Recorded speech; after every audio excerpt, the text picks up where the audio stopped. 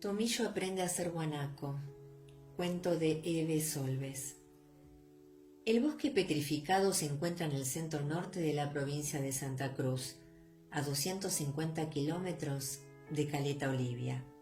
Es un parque nacional y fue mi primer destino, dice Marcos van der Kove, el guardaparque.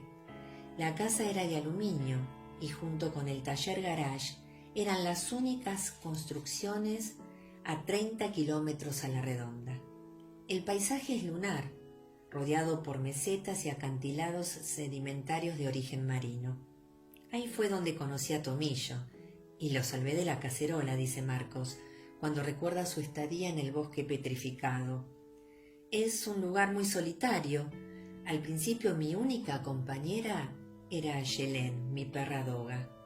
Pero un día fui a Caleta Olivia para realizar el aprovisionamiento mensual y llegué con la camioneta hasta la casa de un amigo. Estaban alimentando a un guanaco recién nacido, un chulengo como le decían, como quien cría un pavo para Navidad. Si me lo dan, lo llevo conmigo, dije. El animalito tomaba biberón y era muy amigo de los niños de la familia, pero también destrozaba las rosas del jardín y finalmente me lo dieron. Cuando llegamos a mi casa, el chulengo se lanzó sobre un pequeño huerto que había conseguido formar al amparo del viento y se puso a comer una mata de tomillo, mi hierba aromática preferida. Peló todo el cantero, de ahí su nombre.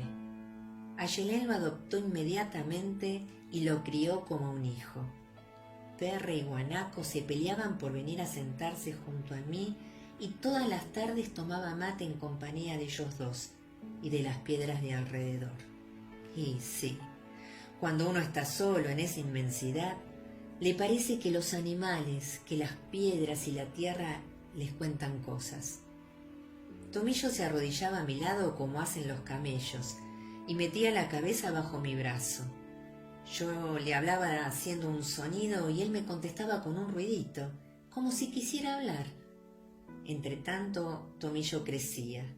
Ya era casi un joven, y cuando llegara la primavera, seguro buscaría a su manada para formar pareja. Tenía que hacer algo. Tomillo se había acostumbrado a un ritmo doméstico.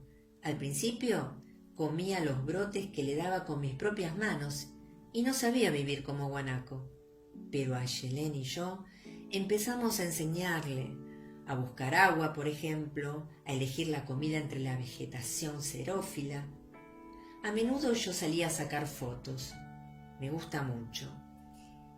En el centro del parque, que es monumento natural, se encuentra el Cerro Madre e Hija, antiguo volcán que dio origen a los árboles petrificados al sepultar al bosque con ceniza hace 140 millones de años. Encontré troncos petrificados en pie o tumbados y piedras talladas en los picaderos donde los aborígenes trabajaban sus herramientas hace miles de años. La gente cree que en este desierto puede hallar restos de dinosaurio. Nada de eso.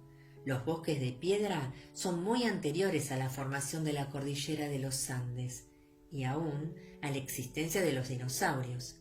En cambio, hay manadas de guanacos en libertad. Por ahí cerca, en el Valle de los Ecos, vivía una de esas manadas. A ese valle no se puede acceder con un vehículo común. Los guanacos lo tienen marcado porque depositan los excrementos en los extremos. Ahí debería vivir Tomillo en el futuro. Y llegó el día. Llamé a Tomillo, le cubrí la cabeza con una bolsa, pinté 2 marcas negras en cada una de sus ancas. Lo cargué en la camioneta y lo llevé lo más cerca posible de los suyos. Cuando lo liberé, no supo cómo reaccionar. Andaba dando vueltas, como perdido. Yo lo había traicionado, aunque hubiera obrado bien. De vuelta a casa, Ayelén no quería comer.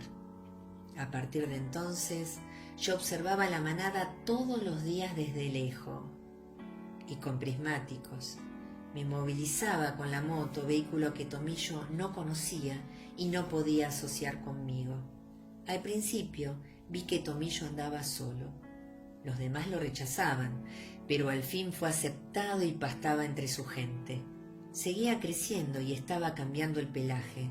Seguramente las marcas ya habían desaparecido. Los días que siguieron fueron un poco tristes. Llegó el invierno, la nieve, el viento que castigaba la casa y el polvo que entraba por todos lados. Es la época en que el puma merodea en busca de comida y se pone más agresivo. Fue después de una nevada cuando en un acantilado de los que suelen seguir los guanacos en fila india para protegerse del viento, encontré un guanaco destrozado por el puma. ¡Mi Dios! ¿Será Tomillo?, pensé. No podía distinguir la marca de las pinceladas entre los restos del animal y me fui de allí con una terrible congoja. Los pumas cazan para comer, pero también para enseñarles a cazar a sus crías. A veces, un animal muerto queda enterito en el suelo y los restos se secan a la intemperie. El puma se agazapa en la terraza, al costado del callejón, y cuando los guanacos aparecen en hilera, espera para atacar. De pronto, se abalanza sobre el cuello de su víctima, con la pata izquierda lo atrapa del cogote y con la derecha le fuerza la cabeza hacia atrás para desnucarlo. Entonces la manada huye despavorida y el puma y su cría tienen comida suficiente. La vida siguió. Volvió la primavera y yo empecé a recorrer el parque con la camioneta amarilla, muy parecida a la de un cazador que solía merodear por allí, aunque estuviera prohibido. Fue una madrugada cuando vi a los guanacos aparecer en el horizonte, como si salieran a saludar al sol. Entonces oí un relincho y uno de ellos se desprendió del grupo y vino hacia mí galopando. «Tomillo, Tomillo, ¿estás vivo?» Sí, era Tomillo y me había reconocido. Tenía que actuar rápidamente y aún en contra de mis deseos saqué el arma reglamentaria y tiré al aire con furia hasta descargar el cargador entero. Entonces Tomillo se alejó de mí para siempre. La última lección fue esa, como si le dijera: nunca te acerques a la camioneta de los hombres, Tomillo. No todos son tus amigos.